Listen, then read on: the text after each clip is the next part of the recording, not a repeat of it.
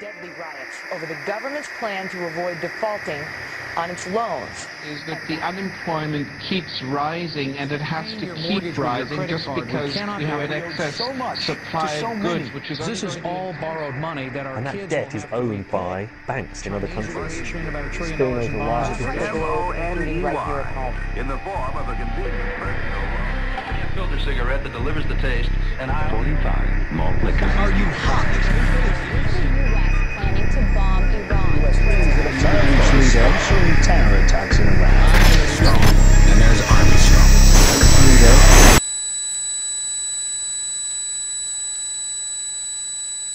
Modern psychology has a word that is probably used more than any other word in psychology. It is the word maladjusted. Maladjusted. I would like to say to you today that there are some things in our society and some things in our world for which I'm proud to be maladjusted. And I call upon all men of goodwill to be maladjusted to these things until the good society is realized. You know, economists are in fact not economists at all. They're propagandists of money value. This system is more wasteful than all the other existing systems in the history of the planet.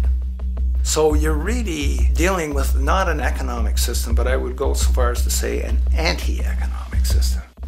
The problem we have is essentially the financial money sequence system. It's a system disorder, and the system disorder seems to be fatal. There is no profit under the current paradigm in saving lives, putting balance on this planet, having justice and peace or anything else. Disease supports medicine. It supports doctors and hospitals. But if you really were able to eliminate most diseases, you would eliminate professions as well. You have to create problems to create profit. Crime does create business. We have now roughly 2 million people incarcerated in this country. Many of them are in prisons run by private corporations who trade their stock on Wall Street based upon how many people are in jail. But that's a reflection of the culture in which we live, in which we've all, to one degree or another, endorsed.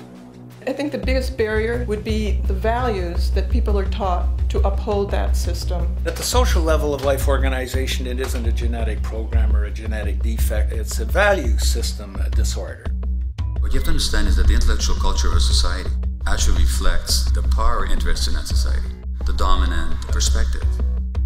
In the past, throughout almost all of human history, the main threat to human survival was nature. Today it is culture.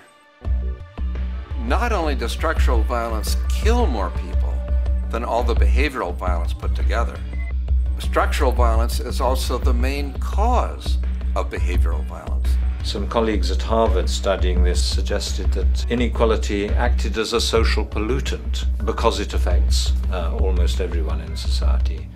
The immune system cannot recognize the invasive cancer, and it takes over the whole body until the body collapses.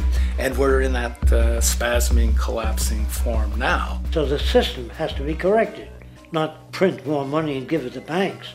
That doesn't deal with the problem.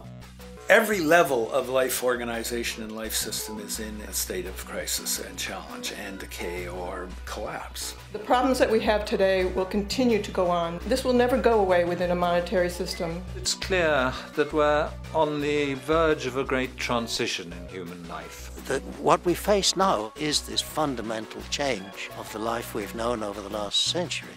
There has to be a link between the economy and the resources of this planet, the resources being, of course, all animal and plant life, the health of the oceans and everything else. This is a monetary paradigm that will not let go until it's killed the last human being. The in-group will do all it can to stay in power. And that's what you got to keep in mind. They'll use the Army and Navy and lies or whatever they have to use to keep in power.